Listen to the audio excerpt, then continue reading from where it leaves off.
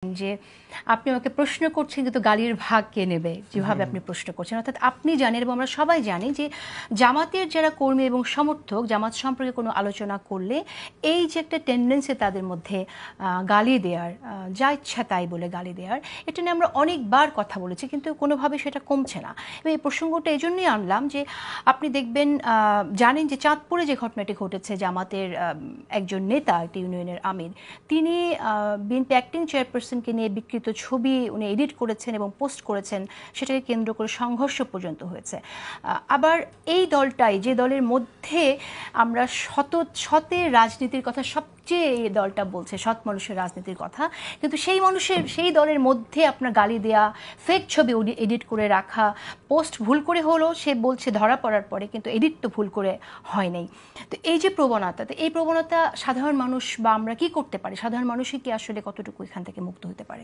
জামাত এই ফাইটটা করেছে কিছুটা অনলাইন প্ল্যাটফর্মে, ফলে ওই অনলাইন প্ল্যাটফর্মে সে যেটা হয়েছে, সে আওয়ামী লীগকে যে গালিগালাজ করেছে বা আওয়ামী লীগকে যেভাবে চ্যালেঞ্জ করেছে, এখন আওয়ামী লীগ তো নাই, এখন সে হয়তো তার শত্রুদেরকে একইভাবে চ্যালেঞ্জ করছে, যার কারণে আপনি দেখবেন জামাতের আমির কিন্তু জামাত ইসলামের যারা নেতা তারা কি এটা লক্ষ্য করছে না যেটা আওয়ামী প্রবণতা, আওয়ামী লীগ কর্মীরা ঠিক এই কাজটাই করছে। এই জন্যই আপনি দেখবেন নারিন আপা একটু আগে বলছিলেনও যে জামাতের আমির কিন্তু একটা ওনার ফেসবুক থেকে একটা নির্দেশনাও দিয়েছেন যে আমাদেরকে যারা গালি দিবে বা আমাদের যারা শত্রু তাদেরকে আপনারা গালি দিয়েন না, তাদের জন্য দোয়া করবেন। মানে এটা তো একটা পজিটিভ পলিটিক্স উনি বলছেন, কিন্তু এই কথাটা ওনাকে বলতে হলো কেন? নিশ্চয়ই উনি বলার পরও, এটা তো ক্যাডার বেস একটা পার্টি, উনি বলার পরও তাহলে সেই দলের নেতাকর্মীরা মানছে না কেন? সেটা মানছে কি মানছে না আমি ঠিক বলতে পারবো না, কারণ আমি দেখি আমার এখানে রীতিমতো আমাকে খুবই খারাপ ভাবে নেয়, হয়তো তাদের কষ্ট হয় আমি যদি কোনো সত্য মানে কথা বলি, তারা হয়তো মনে করে যে আমার অধিকার নাই বলার।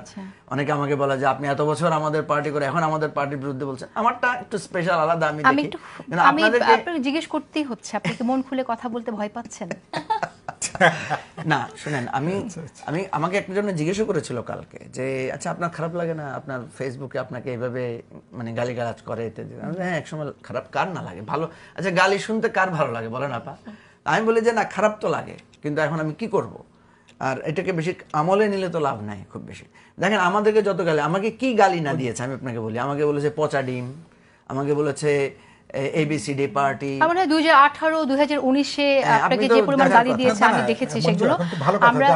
আমরা একটা গালিটাকে যদি আপনি দোয়া হিসেবে এখন নেন, নাফরিন আপনার বক্তব্য শুনতে চাই চাঁদপুরের ঘটনা নিয়ে, এবং আপনি আপনার ভিতরে কোনো কবি আছে কিনা শুনবো প্রিয় দর্শক সাথী। আমি বললাম গালিটাকে দোয়া হিসেবে নেওয়ার জন্য।